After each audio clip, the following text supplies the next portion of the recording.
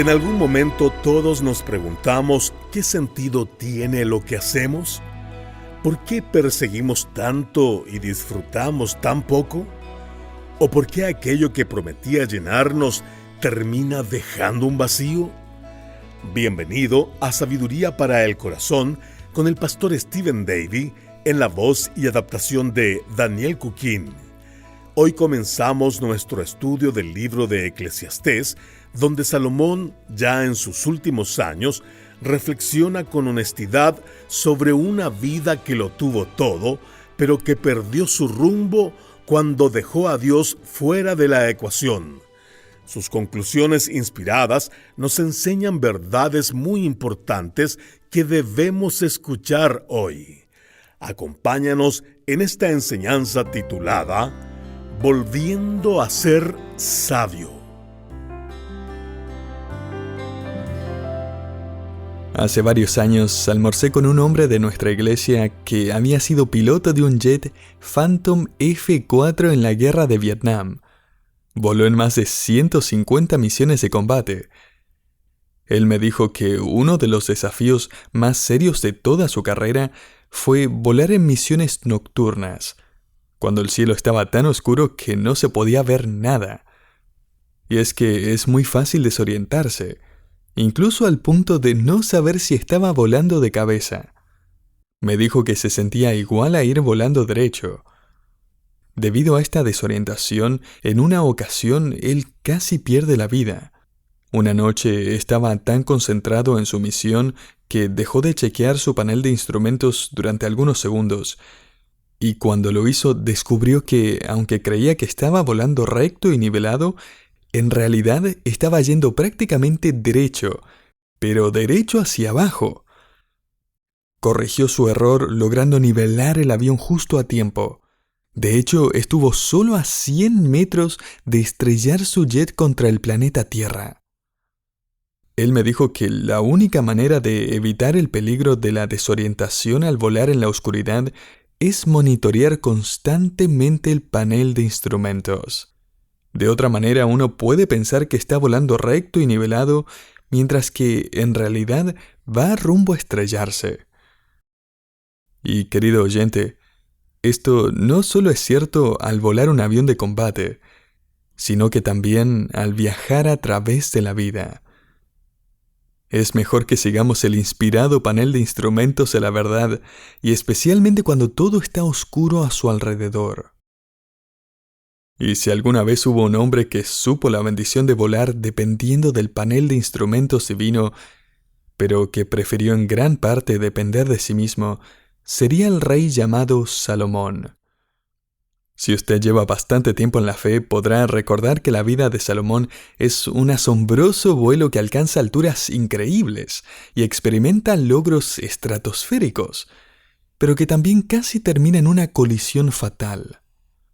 Salomón fue el hijo del rey David con Betsabé, y ese es un tema para otro estudio, o dos. Salomón estaba destinado para sentarse en el trono de Israel desde muy pequeño.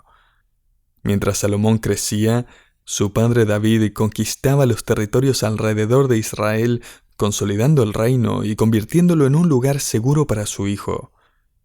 David también reunió todos los materiales necesarios para construir un magnífico templo en Jerusalén, mientras que a Salomón se le confió el privilegio de construirlo.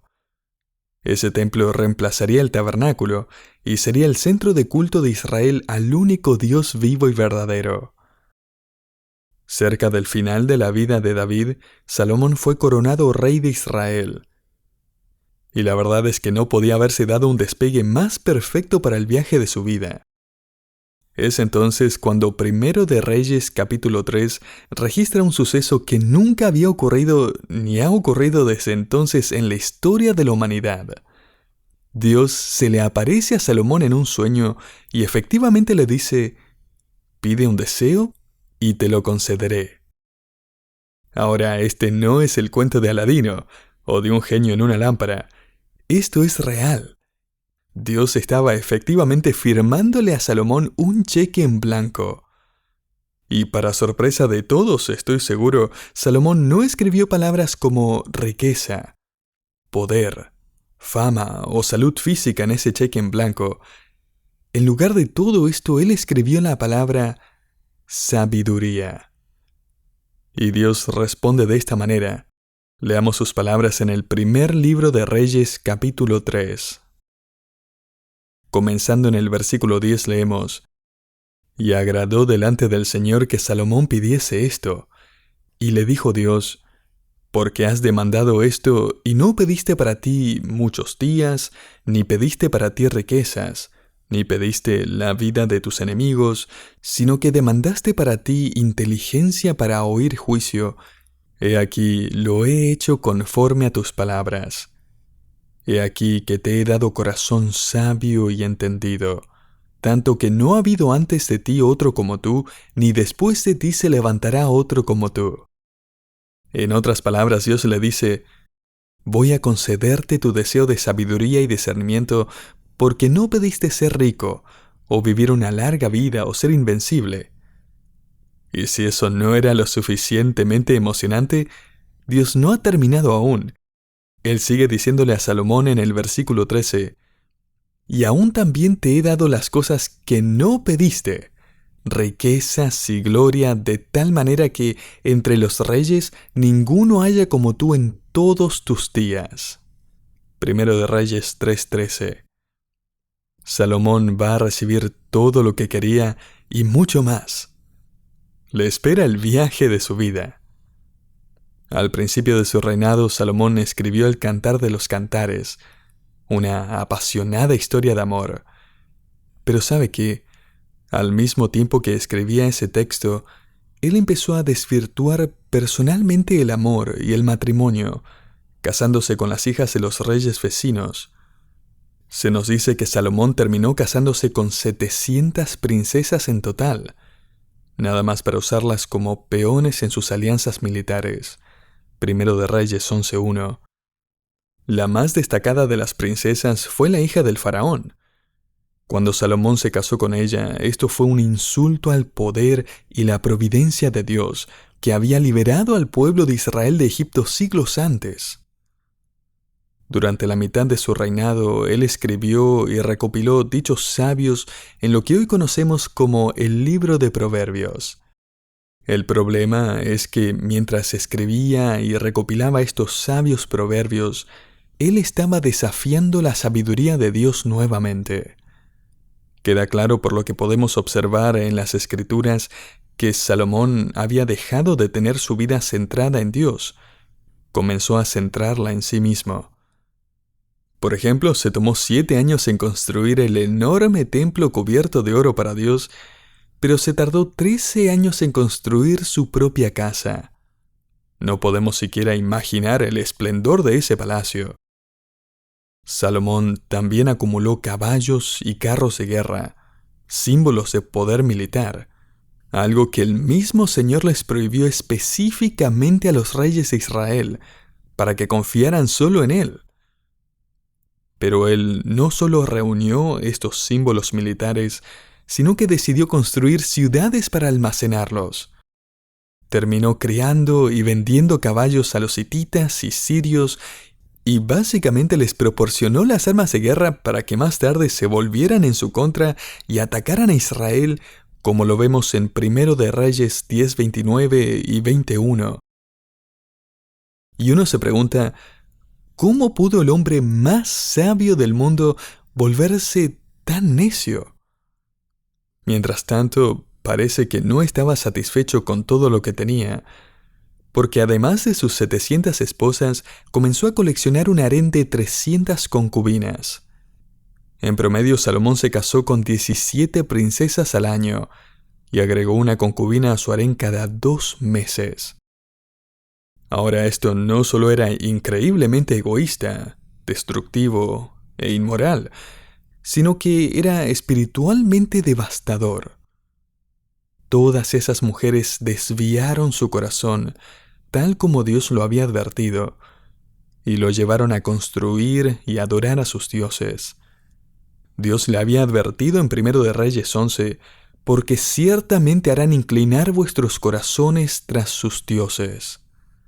Y la frase que sigue tristemente dice, A estas pues se juntó Salomón con amor. Primero de Reyes 11:2. Él se juntó o se apegó a ellas, como dice otra traducción. En otras palabras, se dejó influenciar por ellas e hizo alarde de ellas.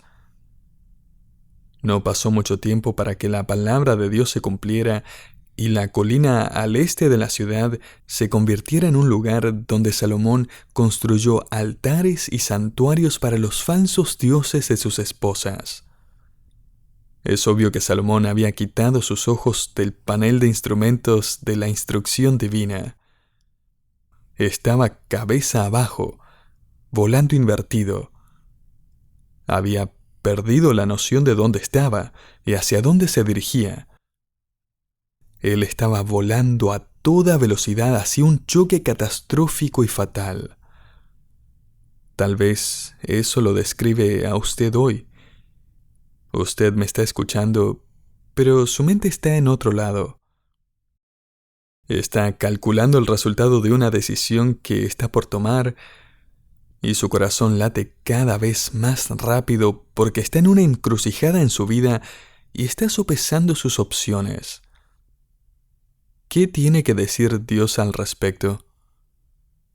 Salomón se arrastra hasta sus últimos años como un hombre ya sin testimonio o carácter moral. Él cumplió con sus obligaciones, pero su corazón se había enfriado. Y la sorprendente noticia que descubrimos es que algo sucedió en la vida de Salomón. No sabemos exactamente cuándo o cómo, ya que no tenemos los detalles, pero ya siendo anciano, su corazón se inclinó de nuevo hacia Dios. Supongo que es lo mismo que ha hecho cambiar de perspectiva a muchas personas y hace que empiecen a reflexionar. Tal vez una enfermedad combinada con la vejez, o simplemente envejecer lo suficiente como para darse cuenta de que ya no le queda mucho tiempo. Esto me recuerda a un hombre que yo invitaba a la iglesia cada vez que lo veía en el pueblo, 1 o 2 veces al año. Era un hombre exitoso en los negocios y se reía de mi invitación, diciendo que el domingo era su día libre y que no iba a estropearlo yendo a la iglesia. Pero luego él contrajo cáncer, y al momento en que lo descubrieron, le daban solo unos pocos meses de vida, a menos que los tratamientos pudieran revertir el curso de la enfermedad. A final de cuentas, los tratamientos no sirvieron para nada, y fue entonces cuando se puso en contacto conmigo. Fui a visitar a un hombre que ya no era fuerte, valiente y orgulloso. De repente, él estaba muy interesado en la Biblia. Después de explicarle el Evangelio, y con lágrimas corriendo por sus mejillas, él se arrepintió de su orgullo, de su pecado, y se entregó a la misericordia de Jesús solo por la fe. Es increíble ver el cambio tan rápido en su vida. ¿Sabe qué, querido oyente? Dios, en su misericordia, le dio esta enfermedad a ese hombre y le concedió el tiempo suficiente para reflexionar. Salomón ahora es un anciano. Por los detalles que encontramos en su diario de vida, descubrimos que él ya ha terminado sus proyectos de construcción, ya se ha aburrido de sus posesiones y ha terminado su colección de proverbios. Su cuerpo ahora está encorvado y avejentado. Tal vez su médico de cabecera le dijo que no le quedaba mucho tiempo de vida. No se nos dice cuándo o cómo o qué sucedió para que Salomón llegara a escribir este mensaje final a su familia y nación, pero sabemos que él llega al final de su vida y vuelve a mirar el panel de instrumentos de la instrucción divina. Estoy de acuerdo con comentaristas conservadores como Matthew Henry, que escribió hace más de 300 años que al final de su vida Salomón reconoció su pecado y se arrepintió. Se percató del peligro, de la colisión que venía, y cambió el curso justo a tiempo. Si juntamos todas las piezas del rompecabezas, vemos que el tercer y último libro sabio de Salomón fue escrito en sus últimos días. Lo llamamos el libro de Eclesiastés. Incluye dichos sabios, poemas, preguntas retóricas, acertijos, problemas y mucho más. Hay mucha gente que piensa que Eclesiastés es una pérdida de tiempo. Incluso los primeros líderes judíos debatieron si debía incluirse o no en el canon de las Escrituras. Creían que no era más que un libro incoherente escrito por un viejo amargado. Pero la verdad es justo lo contrario, querido oyente. A veces uno recibe los mejores consejos y las verdades más profundas de alguien que sabe que no le queda mucho tiempo de vida. Ahora notará que el título del libro es Eclesiastés. Eclesiastés es un término griego para alguien que convoca o reúne una asamblea. De hecho, si se fija nuevamente, podrá ver que la primera parte de la palabra es eclesia, de donde viene la palabra que conocemos como iglesia. Ahora, en el Antiguo Testamento no había iglesia, pero sí una asamblea que se reunía para escuchar un mensaje. El título es en esencia una invitación para que todos se reúnan. Podría escribir en el margen de su Biblia o debajo de ese título la palabra reúnanse. Vengan y júntense. El título hebreo de Eclesiastés es Kohelet. Se traduce en el versículo 1 y en varias ocasiones a lo largo del libro como el predicador. Es el que convoca a la congregación. Es el que tiene un mensaje para entregar. Y en este caso, el predicador y orador es Salomón. Puede pensar en Eclesiastés como un diario personal, un testamento, un sermón o un testimonio. Y Eclesiastés es todo eso y mucho más. En el versículo 1 se nos presenta al autor de este mensaje. Leemos allí, palabras del predicador, hijo de David, rey en Jerusalén. Si avanzamos hasta el versículo 12, vemos que Salomón añade, yo, el predicador, he sido rey de Israel en Jerusalén. También podría traducirlo como, he sido y sigo siendo el rey de Israel en Jerusalén. Salomón es el único hijo de David que fue rey sobre el Reino Unido de Israel en Jerusalén. Después de su muerte, el reino se dividió. Entonces, estas son las memorias, la autobiografía, el testimonio personal de nada menos que el rey Salomón. Y para entender estas memorias, en lugar de empezar por el principio, es mejor comenzar por el final. Y digo esto porque Eclesiastés es uno de los pocos libros de la Biblia que nos dice por qué fue escrito.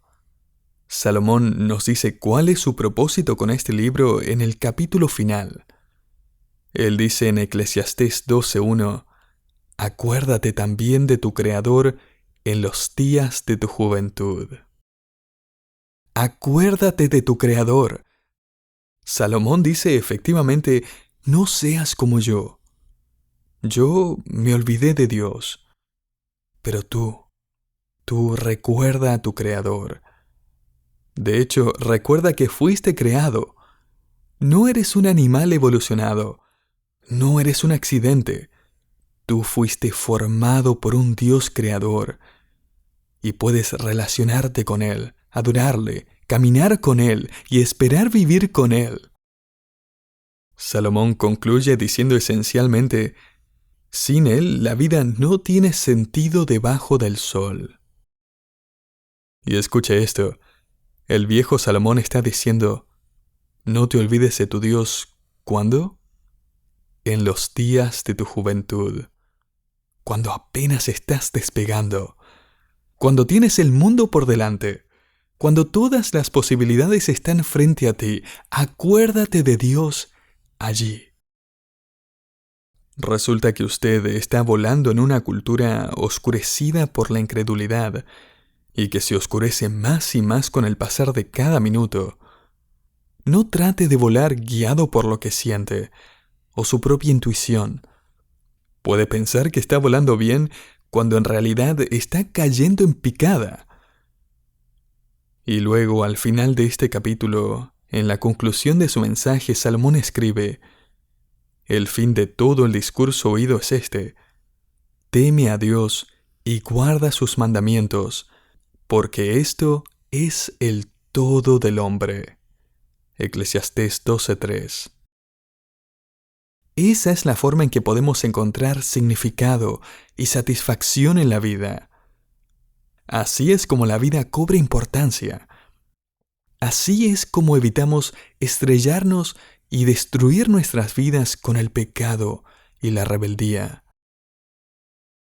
El teólogo J. Sidlow Baxter escribió hace unas décadas en su introducción al libro de Eclesiastés: una de las ironías más tristes del orgullo caído es que las sucesivas generaciones de seres humanos cometen los mismos pecados, los mismos grandes errores, caen presa de las mismas necedades y sufren la misma desilusión angustiosa de los que han vivido y muerto antes que ellos, porque no se toman en serio el testimonio de Salomón. Salomón nos invita aquí a acercarnos, a sentarnos alrededor y escuchar con atención sus consejos inspirados para vivir una vida con significado y satisfacción. Si pudiera resumir su libro con la perspectiva correcta, diría que Salomón está entregando el mensaje más importante de su vida al final de su vida. Él nos va a invitar a sentarnos en esta asamblea y va a abrir su corazón. Va a derramar su alma.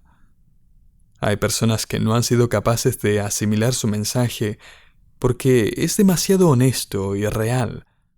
No hay trivialidades aquí, ni promesas vacías, ni respuestas fáciles, ni garantía de que todo va a tener sentido.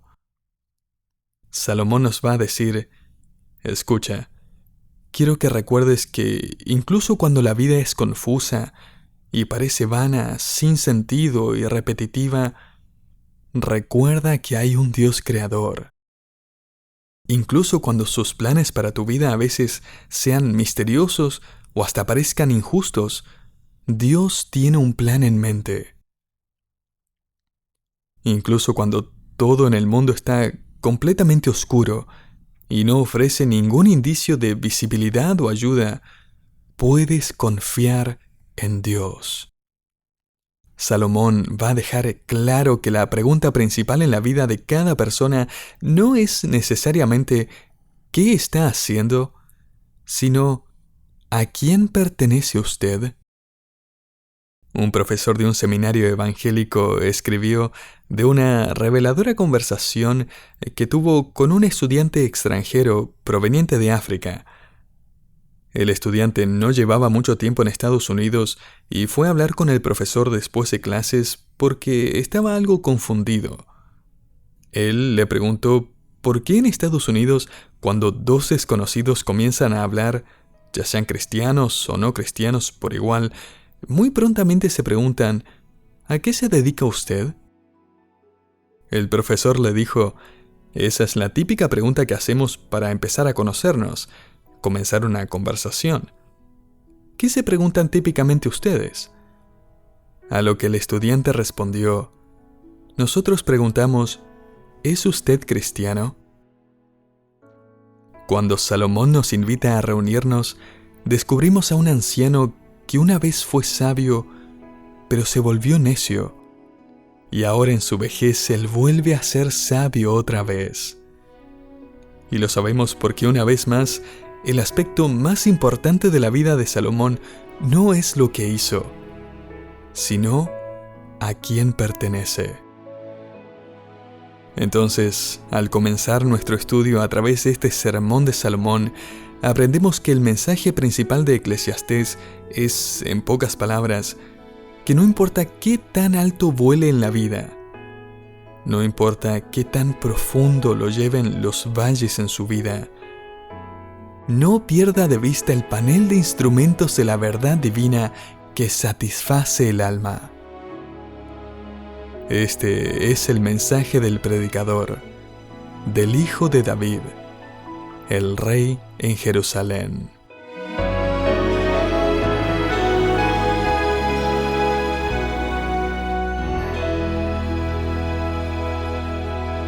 Cuando recordamos que la verdadera sabiduría no se encuentra debajo del sol, sino caminando con nuestro Creador, comenzamos a ver la vida con claridad. Gracias por acompañarnos hoy en Sabiduría para el Corazón, una producción del Ministerio Sabiduría Internacional.